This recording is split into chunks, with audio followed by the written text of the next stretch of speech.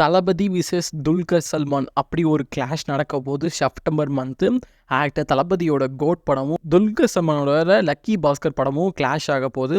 அதாவது 2 days different actor. தளபதி விஜயை பொறுத்த வரைக்கும் பார்த்தீங்கன்னா தி கோட் படத்தை செப்டம்பர் 5 ரிலீஸ் பண்ண பிளான் பண்ணியிருக்காங்க மூவி டீம். இந்த பக்கம் லக்கி பாஸ்கரோட படத்தை பார்த்தீங்கன்னா செப்டம்பர் 7 ரிலீஸ் பண்ண பிளான் பண்ணியிருக்காங்க. இந்த படத்தை பொறுத்த வரைக்கும் டேரக்டர் வெங்கட் பிரபு இந்த படத்தை டைரக்ஷன் பண்ணி வச்சிருக்காங்க நம்ம தளபதி மூவியை. இந்த படம் பார்த்தீங்கன்னா கரண்ட் போஸ்ட் ப்ரொடக்ஷன் ஒர்க்லாம் மூவி டீம் இருக்காங்க. ரொம்ப சீக்கிரமாகவே இந்த படத்துக்கான அப்டேட்லாம் ரிலீஸ் பண்ண மூவி டீம் பிளான் பண்ணி வச்சிருக்காங்க. அந்த பக்கம் பார்த்தீங்கன்னா இந்த படமும் இப்போ போஸ்ட் ப்ரொடக்ஷன் ஒர்க்கில் தான் இருக்குது. இந்த படத்தோட டேரக்டர் பார்த்தீங்கன்னா வெங்கி அதுலி. இவர் பார்த்தீங்கன்னா வாதி படத்தோட டேரக்டர்.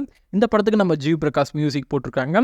இந்த படத்தை பொறுத்தையும் ஆல்ரெடி ட்ரீசர் ரிலீஸ் பண்ணியிருந்தாங்க. இது ரொம்பவே இம்ப்ரெசிவாக தான் இருந்தது. அதாவது லக்கி பாஸ்கர் படத்துக்கு ட்ரீசர் அந்த பக்கம் பார்த்தீங்கன்னா ஒரு சின்ன ஷார்ட், அதாவது ஒரு கிளீம்ஸ் வீடியோ மாதிரி தான் ரிலீஸ் பண்ணியிருக்காங்க. அது பார்க்கவே ரொம்ப இன்ட்ரெஸ்டிங்காக தான் இருந்தது.